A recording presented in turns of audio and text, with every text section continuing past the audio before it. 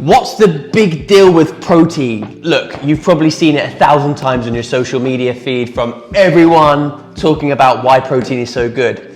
Today, in this video, we're gonna tell you why it's good, how much is good, and where to get the sources of protein from. We're Ben and Rob from Performance House, and our goal today is to give you all the information you need about protein and why it's so important. It's a bit of a buzzword in the fitness industry. We're always talking about it, and here is why.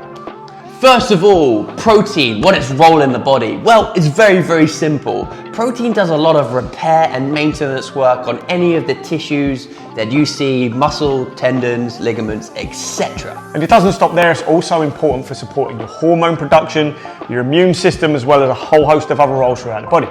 Lastly, protein is really, really good at making you feel full. Now, this is great if you're training, but if you're dieting too, it's a really good idea to pack your meals up with lots of protein. If you find you're a bit of a snacker during the day, a bit more protein in every single meal, or protein choices for those snacks, you'll suddenly find yourself reaching for less and less carby junk food. Now, you know why it's good, but how much protein do you need to eat for your own body? There's a rough guideline.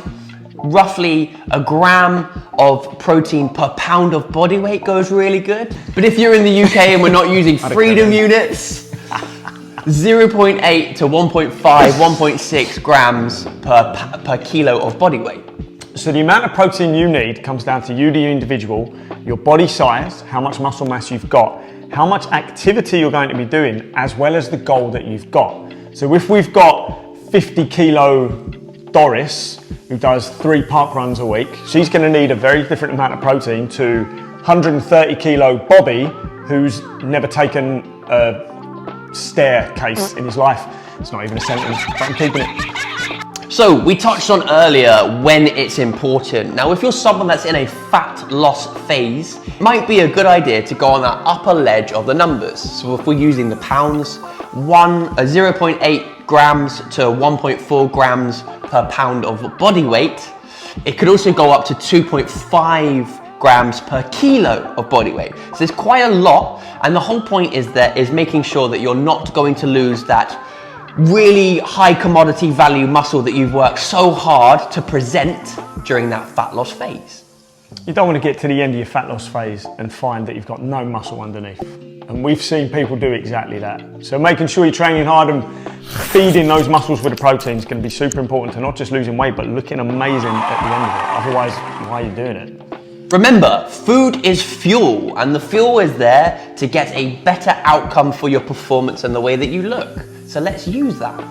So when exactly should we be eating this protein? Again, it comes down to you, the individual, but if you spread your protein sources, so let's say your target is 150 grams, 160 grams per day, because you've always got a zone, it's never just one direct number. Spreading it evenly across the day is going to be the easiest thing for most people. So you have 30, 40 grams for breakfast, 30, 40 grams for lunch, 30, 40 grams for dinner, with maybe 10 to 20 grams of snacks in between, if that works for you. But again, for someone else, they may need slightly less servings on a more frequent basis, or less frequency of meals and slightly higher protein sources, protein targets in every meal. There is no real perfect timing to eat protein. There are just some times where it might be a really good idea just to cover your bases. Post-workout, you've probably seen it a million times. Bodybuilders and gyms will sell you a protein shake right after your gym workout. Is it essential?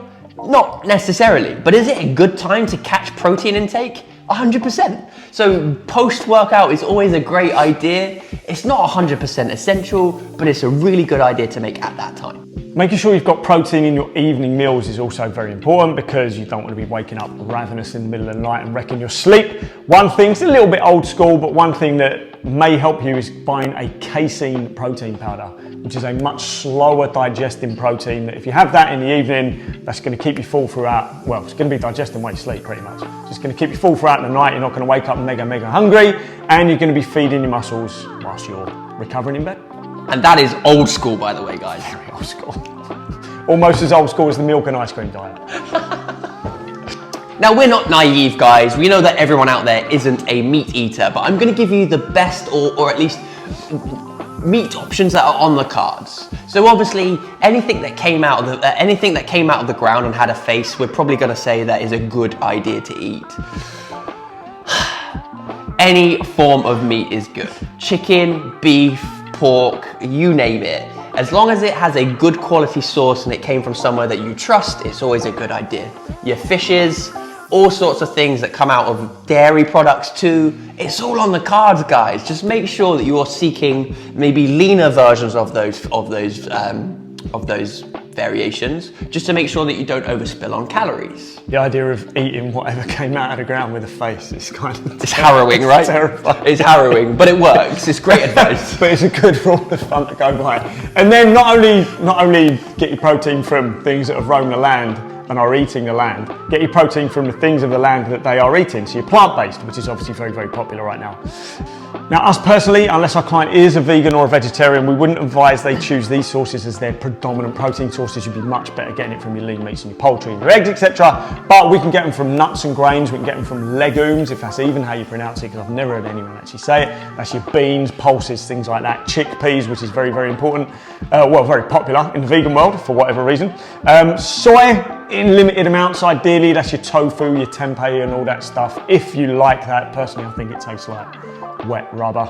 Me too. So I wouldn't be having that myself. And then obviously protein powders as well. We've not just got beef protein, we've got whey protein. There are veggie and vegan options such as pea, hemp, which tastes terrible, don't have hemp. Yep. Peas are fairly safe one. There's rice proteins, there's other vegetarian proteins. Look at what options are out there. Try simple flavors first, because if a company can't get vanilla right, they're probably not going to get cookies and cream. Birthday cake. They're probably not going to get that right either, and then you've just wasted your money because you don't want to drink it. Yes.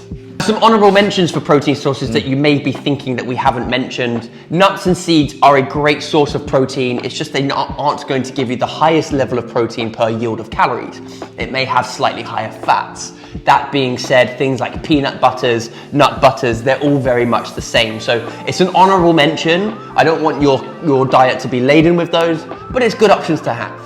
Comes back to that, the amount of protein you're trying to get. Get that predominantly from the leaner sources, and then you can fill your diet with the fats and the carbs that you need to keep some balance in there, help with performance, etc. Things like nut butters, if we've seen anyone overeat on things that they thought were healthy, it's nut butters. Because you're not weighing out that spoon, are you? You're digging the spoon into the jar, taking a mouthful and then going, yeah, that was probably 120 calories and it might have been 240 or 300 with not the right amount of protein that you want to get from that little snack either. We've all been there. Guilty. A couple of things you might have heard on the grapevine around protein. There's some terrible videos out there almost scaring you into eating this pretty essential macronutrient. Protein propaganda.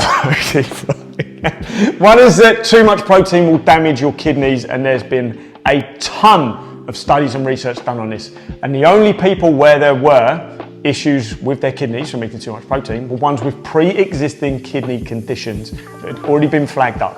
So protein is not going to cause you any kidney issues. And then the last myth that you may have heard is that you cannot digest more than 30 to 35 grams per yield.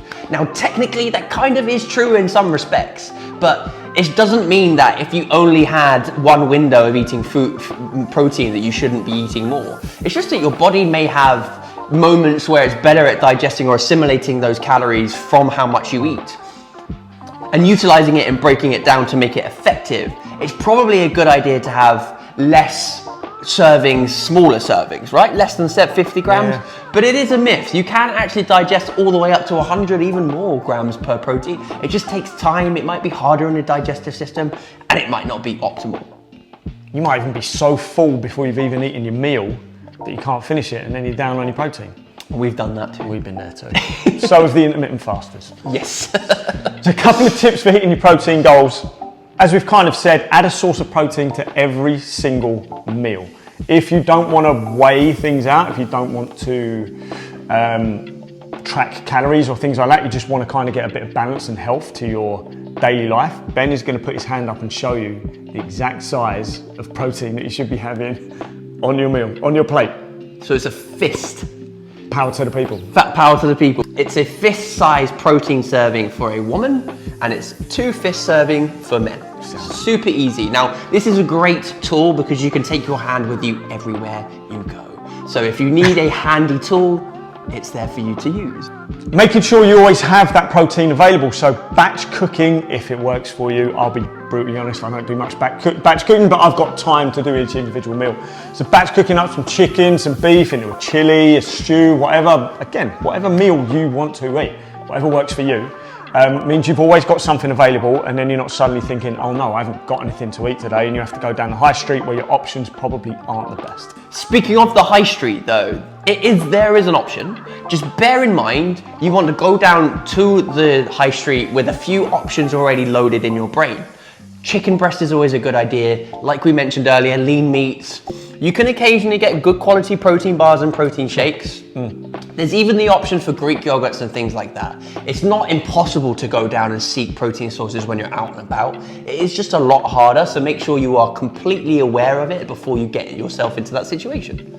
So hopefully you've learned some stuff there about protein, why it's important, how much you need, and where you can get it from. If you have any specific questions about protein, such as how much you need, then make sure you comment below. Share this video with anyone else who may need to see it. If you've heard them talking about protein a lot and you're like, Ben and Rob said that's not quite true, send them this video as well. You know everyone around you needs this protein information. It's too valuable not to share. So please comment below what you think about this video, share to your friends and family. Let's get everyone involved for a healthier, happier life. For now, thank you very much for watching our video, and we'll see you very soon.